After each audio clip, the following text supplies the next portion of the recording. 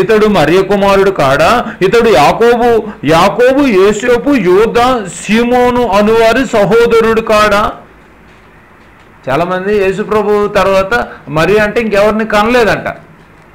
మరి వీళ్ళెవరో మీకు అర్థమవుతుందా? బైబిల్లోనే ఉందిగా రెఫరెన్స్. ఆర్సీఎం బ్యాచ్ ఒకటి ఉంటుంది, అసలు యేసు ప్రభువుని కన్నా తర్వాత ఇంకా మళ్ళీ ఇంకెవరిని కనలేదని చెప్పి ఇప్పటికీ వాగుతూ ఉంటారు. మరి ఈ మాటలను ఎవరు, ఈ బ్రదర్స్ ఎవరు? మరి ఉందా లేదండి? ఈ మాటలు చెప్తుంది ఎవరు? శాస్త్రులు పరిశీలనలు సాక్ష్యం చెప్తున్నారు. ఇదిగో ఇతను వడ్లవాడి కుమారుడు గాడా, ఇతడు యాకోబు యోసే యూదా సీమోను అనువారి సహోదరుడగు వడ్లవాడు కాడా? వాళ్ళ బ్రదర్స్ పేర్లు కూడా చెప్పేశారు. అంటే మరియ యేసుప్రభుని కన్నా తర్వాత బిడ్డల్ని కంది, చక్కగా వివరంగా ఉంది. కాడా ఇతని సోదరి మనులందరూ మనతో ఉన్నారు కారా అని చెప్పుకొనుచు ఆయన విషయమై అభ్యంతరపడిరి. ప్రభు ఏమన్నాడు? అభ్యంతర పడనివాడు ధన్యుడు. ఇక్కడ వీళ్ళు అభ్యంతరపడుతున్నారు. అయ్యా మనవాడే కదా, పొదుగులు మనతోనే ఉంటాడుగా, వాళ్ళ తమ్ముళ్ళు మనతోనే ఉన్నారు, వాళ్ళ సహోదరులు అందరూ మనతోనే ఉన్నారు, వాళ్ళ నాన్న వడ్రంగి పని చేసుకుంటే ఇక్కడే ఉన్నాడు, వాళ్ళ అమ్మ మరీ ఇక్కడే తిరుగుతూ ఉంటుంది కదా, కనిపిస్తూనే ఉంటుంది కదా అని అభ్యంతర పడిపోతున్నారు తప్ప అక్కడ విషయం మాత్రం ఎవరు వింటలేదు, బోధ ఎవరు వింటలేదు. విన్నవాళ్ళు ఆశ్చర్యపడిపోతున్నారు. చూడండి, విన్నవాళ్ళు చక్కగా ఆశ్చర్యపడిపోతున్నారు. వడ్లవాని కుమారుడు గాడని చాలా చీఫ్గా మాట్లాడుతున్నారు. చూడండి, చీఫ్గా ఆయన వడ్లవాడి కుమారుడుగా కనపడుతున్నాడు నీకు. మరి నీ ధర్మశాస్త్రంలో ఆయన గురించి ఏం మాట్లాడుంది? ఈ సృష్టికి పునాదులు వేయబడక ముందే ఆయన పరలోకంలో తండ్రి దగ్గర ఉన్నాడు, జన్మించాడని లేదా? పుట్టి ఉన్నాడని లేదా? మరి బైబిల్లోనే ఉన్నాయి కదా. అంటే నువ్వు చూడట్లేదన్నమాట. చాలామంది క్రైస్తవులు కూడా బైబిల్లో ఉన్న వచనాలను ఎవరు చూడట్లేదండి. శాస్త్రులు పరిచయలాగానే తయారయ్యారు. అన్నీ అక్కడే ఉంటాయి కానీ ఎవరు చూడట్లేదు. ఎవరో ఏదో చెప్పారని అన్నారు కానీ బోధ విషయంలో చాలా మిస్టేక్ అయిపోతున్నారు. కనుక చీఫ్గా మాట్లాడుతున్నారు. ఆయన ఎంత ఎక్కడ బాధపడలేదండి, అసలు ఎక్కడ బాధపడలేదు. ప్రసంగం మాత్రం చెప్పడం మానటం లేదు. ఎక్కడా బాధపడతలేదు, ప్రసంగాలు చెప్పడం మాత్రం మానట్లేదు. పాయింట్ క్యాచ్ చేయాలి మీరు. ప్రసంగాలు ఆపట్లేదు, ఎక్కడ బాధపడనకూడలేదు. ఎన్ని అన్నా కూడా ఎప్పుడు ఎవరిని కూడా పట్టించుకోవట్లేదు. అదే మనమైతే ప్రతిదీ నువ్వు పట్టించుకుంటూనే ఉంటాం కదా, ప్రతిదీ పట్టించుకుంటూ ఉంటాం. ఇంట్లో విషయాలు అయితే మాత్రం ఎవరికి చెప్పం, సర్దుకుని పోతూ ఉంటాం. ఇంట్లో ఫ్యామిలీ విషయాలు అయితే. సంఘంలో జరిగే విషయాలు మాత్రం అబ్బో అన్ని ఫీలింగ్లే. నీ కొడుకో నీ కూతురో నీ భార్యో ఇంకేదైనా ఇంట్లో ఏదైనా చేశారనుకోండి, ఎవరికైనా చెప్తావా? గుట్టుగా కాపురం చేస్తాం. కాపురం ఏమో గుట్టు అంటే రోగం రొట్టె అంట, సంఘం మాత్రం బయట పెడతా కదా. బాగా ఆలోచించేయండి. కానీ యేసు ప్రభువు వారు ఎక్కడా బాధపడతలా, ప్రసంగాలు ఆపట్లా, బోధ ఆపట్లేదు, ఎవరిని కూడా ఏమీ అనట్లేదు. కాముగా వెళ్ళిపోతున్నాడు. ఒకే మాట అంటున్నాడు, నా విషయమే అభ్యంతరపడిన వాడే ధన్యుడయ్యా.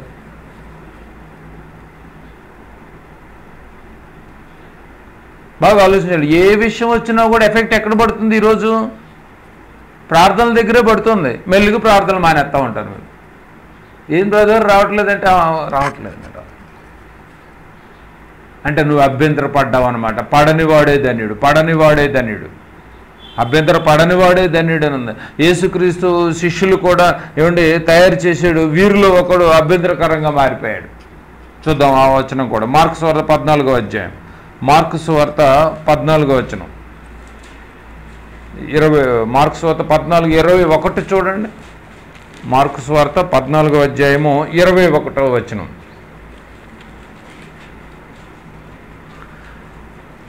నిజముగా మనుష్య కుమారుడు ఆయన గురించి వ్రాయబడినట్లు పోవచ్చున్నాడు. యేసుప్రభుల వారి గురించి ఆదికాండం నుంచి ప్రకటన గ్రంథం వరకు ఏమి రాయబడి ఉందో రాయబడిన ప్రవచనాలను బట్టి వెళ్ళిపోతున్నాడు, చక్కగా వెళ్ళిపోతున్నాడు. పోచున్నాడు. అయితే అయితే బాగుంది చూడాలి మీరు ఆ మాట రాయబడినట్టు. అయితే ఎవని చేత మనుష్య కుమారుడు అప్పగింపబడుచున్నాడో ఆ మనుషునికి శ్రమ. నన్ను చూడండి, ఆ మనుషునికి శ్రమ. ఎవరి చేత మనుష్య కుమారుడు అప్పగింపబడుతున్నాడో ఆ మనుష్యుడు పుట్టి ఉండని ఎడల వానికి మేలనెను. అసలు వాడు పుట్టకుండా బాగుండేది అంటున్నాడు. ఆనాడు ఇస్కరియోతు యోధా గురించి అన్నటువంటి మాట అది. ఈరోజు అలాంటి ఇస్కరియోతు యోధా లాంటిటువంటి వాళ్ళు దేవుళ్ళలోనికి వచ్చి దేవుళ్ళ నుంచి మళ్ళీ మెల్లగా ఇగో యోధా లాంటి స్వభావం కలిగినటువంటి వారిగా ఒకవేళ నువ్వు ఉంటే అలా నువ్వు పుట్టకోకుండా ఉండటమే రైట్ అన్నాడు. ఎందుకంటే నువ్వు నాకు అభ్యంతరకరంగా నువ్వు మారిపోతున్నావు. సరే, నాకు అభ్యంతరకరంగా మారిపోతున్నావు అని చెప్తున్నాడు. చూడండి, అభ్యంతరకరంగా మారిపోయాడు. అయితే వారికి ఏమొస్తుంది? శ్రమ అంటున్నాడండి. చక్కగా శ్రమ అంటే ఆ శ్రమ ఏదో కాదు, అదే నిత్యాగ్ని. ఆ వ్యక్తి పుట్టకుంటే బాగుండని అంటున్నాడు. ఎవరైతే బోధకు అభ్యంతరకరంగా ఉంటారో వారందరికీ శ్రమే. ఎందుకంటే ఎటు వచ్చినా బోధకి అభ్యంతరకరంగా ఉంటున్నారు. బోధకు నువ్వు దూరం అవుతున్నావు, బోధకు నువ్వు అభ్యంతరకరం అవుతున్నావు, బోధను నువ్వు తోసివేస్తున్నావు, బోధను పట్టించుకోవట్లేదు, బోధను ప్రకటించడం ఆపలేదు, బోధ గురించి ఏదైనా ఇబ్బందికరంగా మాట్లాడినా కూడా వాళ్ళు తిరగబడలేదు ప్రభులు వారు. అర్థమవుతాం లేదు. కానీ మనమైతే బోధకు దూరం అయిపోతున్నాం. చూడండి, బోధకు దూరం అవుతున్నాం, బోధించడానికి దూరం అవుతున్నాం, వినటానికి దూరం అవుతున్నాం. బోధ విషయమై అభ్యంతరపడిన వాడు నా విషయం అంటే బోధే. ఎంత బాగుందో చూడండి. ఎవరైతే బోధకు అభ్యంతరకరంగా ఉంటారో వారందరికీ శ్రమ. కాబట్టి మనము దేవుని పనికి ఏమైనా అభ్యంతరకరంగా ఉన్నామేమో అని ఆలోచించుకోమంటున్నాడు. దేనికి అభ్యంతరకరంగా ఉన్నా లేకపోయినా పర్లేదు, కానీ వాక్యం విషయంలో మాత్రం పొరపాటు కూడా మనం అభ్యంతరపడకూడదు. దేవుడి విషయంలో, మందిరం విషయంలో, ఆలయం విషయంలో, సమాజంగా కూడుకునే విషయంలో, కనిపెట్టుకునే విషయంలో, జ్ఞానం విషయంలో, బుద్ధి విషయంలో,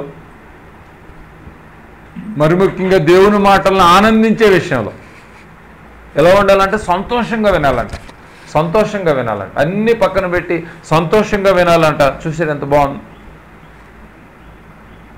కనుక అభ్యంతరకరంగా నా విషయమే అభ్యంతర పడనివాడే ధన్యుడు.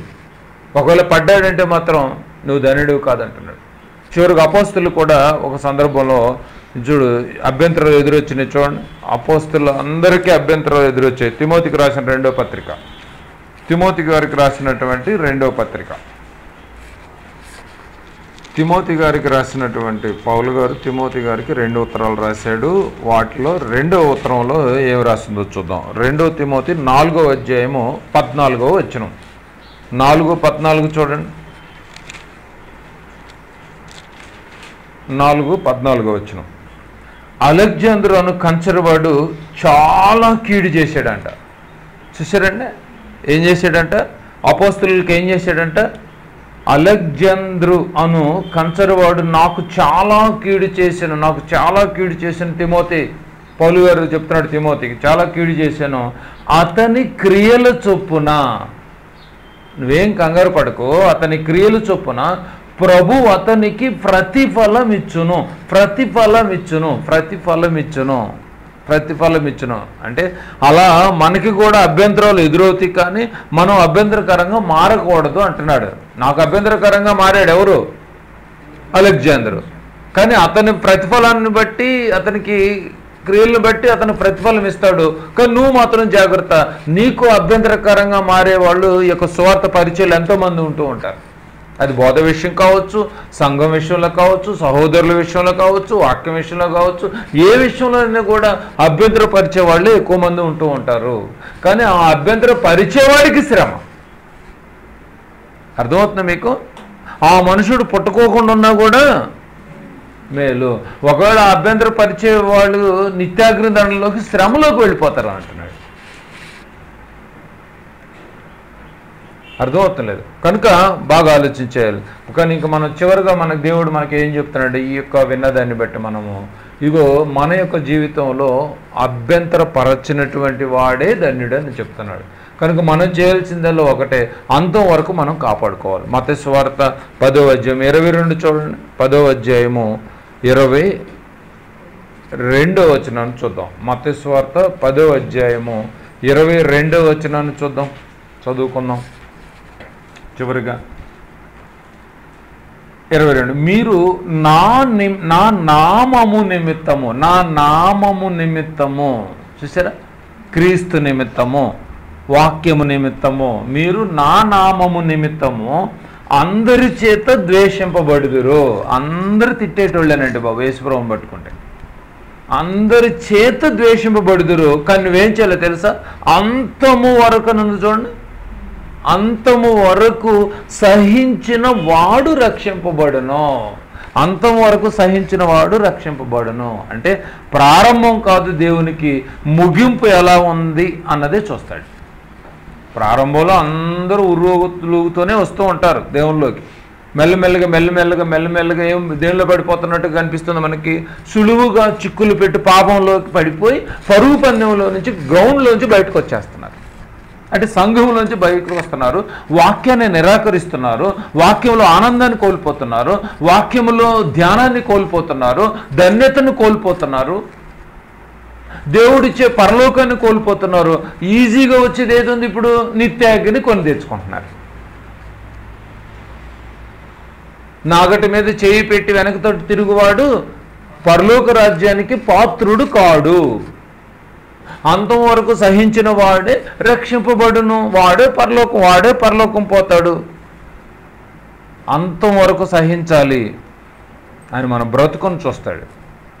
కనుక ఆలోచించండి, నా విషయమై అభ్యంతర పడనివాడే ధన్యుడు. దేవుడి పనులన్నా, దేవుని కార్యక్రమాలన్నా, దేవుని సదస్సులన్నా ఏ రోజు కూడా మీరు అశ్రద్ధ చేసుకోకండి. ఏమాత్రం అబ్బా మళ్ళీ ప్రేయరా, మళ్ళీ చదవాలా, మళ్ళీ ప్రార్థన చేసుకోవాలా, ఎప్పుడు ప్రార్థనలేనా, ఏమాత్రం ఇలా లోపల ఏదైనా ఫీల్ అయినా కూడా మనం అభ్యంతరపడ్డట్టే. అయితే మనం మెల్లగా శ్రమని కొని తెచ్చుకున్నట్టు.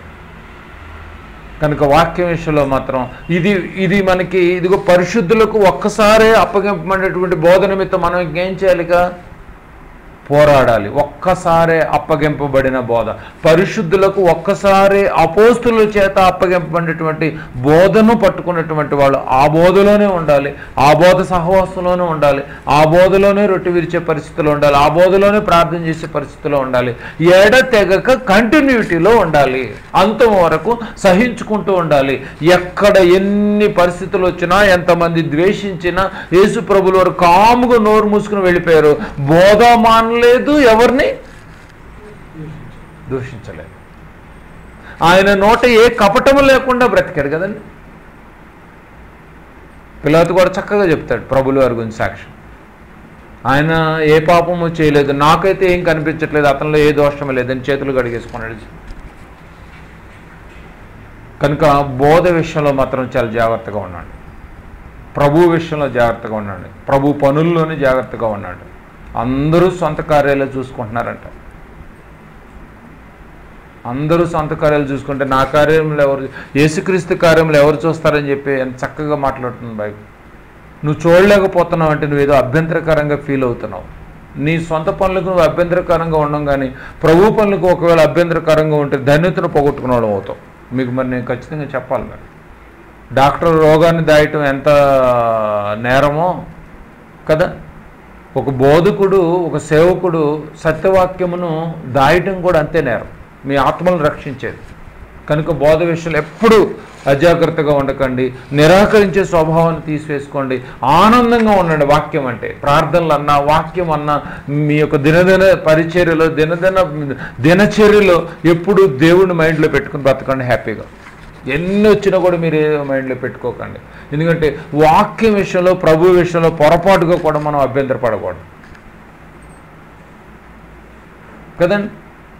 అసలు వాక్యం అంటేనే మనకు ఆవలింతలు వస్తాయి. నైట్ చదువుకోవటానికి ట్రై చేయండి, దేనికి సీరియల్ అంటే మనకి ఏమి రావు, బైబిల్ ఓపెన్ చేస్తేనే చాలు. ఇలా మార్తకు అర్థమైపోయింది. శాస్త్రులు, పరిచయులు, ధర్మశాస్త్రం తెలుసు అన్న సీనియారిటీ కలిగిన వాళ్ళుగానే ఉన్నారు, కానీ ప్రతిదీ ఏం చేస్తున్నారు? శోధించడానికే వస్తున్నారు. ఆ శోధించే వాళ్ళు ఎవరో కాదు, ఎక్కడో కాదు, ఎక్కడుంటారు? సంఘంలోనే ఉంటారు. నువ్వు మెలకువగా ఉండాలి. అపవాది సమయం కొంచెమేనని గర్జించడం వాళ్ళు ఎవరు మింగుదామని తిరుగుతుంది. 24 hours డ్యూటీలో ఉంటుంది అది. అలాగే ఇస్కరియోతును యోధాన్ని మింగేసింది. ఒక అలెగ్జాండర్ని కీడు చేసేవాడిగా మార్చేసింది. యేసు ప్రభు రాక కొరకు, మొదటి రాక కొరకు ఇదిగో పరిచర్యలో నిజంగా అసలు బాప్తీసు యోహాను గారు వండర్గా స్వార్థ చేశాడు. అలాంటి ఆయనకే ఏం కలిగించింది? డౌట్ పెట్టింది. చూసారా? డౌట్. ఈయన కాదా, ఈయన కాదా, ఈయన కాదా, ఈయన కాదా. అంత నేర్చుకున్న శిష్యులకు కూడా డౌట్ వచ్చేసింది. వాళ్ళు కూడా వెళ్ళి అడగలేకపోయారు. కనుక ఆలోచించేయండి. నాగటి మీద చేపెట్టి వెనకతో తిరుగువాడు ఎవడు నాకు పాత్రుడు కాడు. అంతము వరకు సహించిన వాడు రక్షింపబడును. ప్రారంభము కాదు దేవునికి, ముగింపు ఎలా ఉందన్నది నీ బ్రతుకుని చూస్తాడు. ఏ విషయంలో కూడా అభ్యంతరపడ్డా పర్లేదు, కానీ ప్రభు విషయంలో, దేవుడి విషయంలో, వాక్యాల విషయంలో, జీవితాన్ని దేవుని కోసం బ్రతికే విషయంలో యేసు ప్రభువుని ముందు పెట్టుకుని కొనసాగించే వాళ్ళను, మాదిరిగా ఉన్నటువంటి ప్రభువుని పెట్టుకుని బ్రతకాలి తప్ప ఆయన విషయంలో పొరపాటుగా కూడా ఆలోచనలో నెగటివ్ థాట్స్ అనేది ఇంకెప్పుడు రాకుండా మన యొక్క బ్రతుకులో దేవుని యొక్క సహాయాన్ని పొందుకొని మన యొక్క జీవితాన్ని ఎప్పుడు మనం ముందుకి తీసుకుని వెళ్ళిపోవాలి. చిన్న ప్రార్థన చేసుకుందాం. దయగలిగినటువంటి మా యొక్క కన్న తండ్రి, మీ పాదాలకు వందనాలు చెల్లించుకుంటున్నాము నాయన. ఈ యొక్క ఉదయకాలపు సదస్సులో మీరు మాకు తోడుగా ఉండి ఎన్నో విలువైనటువంటి మా ఆత్మలను రక్షించేటటువంటి శక్తిగల మాటలను మాకు ఇప్పటి వరకు నాయన నేర్పించినందుకు వందనాలు నాయన. లోకంలో ఏ విషయంలో కూడా మేము ఫీల్ అవ్వం, కానీ నాయన మీ బోధ విషయంలో ఒకవేళ మేము అభ్యంతరకరంగా మారుతున్నామేమో, మమ్మల్ని మేము సరిదిద్దుకొని ధన్యతను పోగొట్టుకోకుండా జాగ్రత్తగా జ్ఞానాన్ని నింపుకునేటంత గొప్ప నాయన మరి వీరులుగా మమ్మల్ని తయారు చేయడానికి మీరు మాకు ఇచ్చినటువంటి మాటలను పెట్టుకోవడం వందనాలు చెల్లించుకున్నాం నాయన. మా ముందున్నటువంటి నాయన యొక్క మీ యొక్క కుమారుని యొక్క శరీరము, రక్తాన్ని మేము స్వీకరించడానికి సిద్ధమవుతుండగా మీ సన్నిధి మాతో ఉంచండి. స్వీకరిస్తున్నటువంటి బిడ్డలందరికీ మంచి మనస్సును, ఆలోచనలు, ఉద్దేశాలను మీ యొక్క కుమారుని రాకడ కొరకు ఎదురు చూసి నాయన ఈ యొక్క పరుగు పందెములో పడిపోకుండా కాపాడగలిగేటటువంటి శక్తి సామర్థ్యాలు బిడ్డలందరికీ ముందుండి నడిపింప చేయమని మా ప్రభువును ప్రియరక్షకుడైన యేసుక్రీస్తు నామముపేట ప్రార్థన సమర్పించి అడిగి వేడుకుంటున్నాం తండ్రి.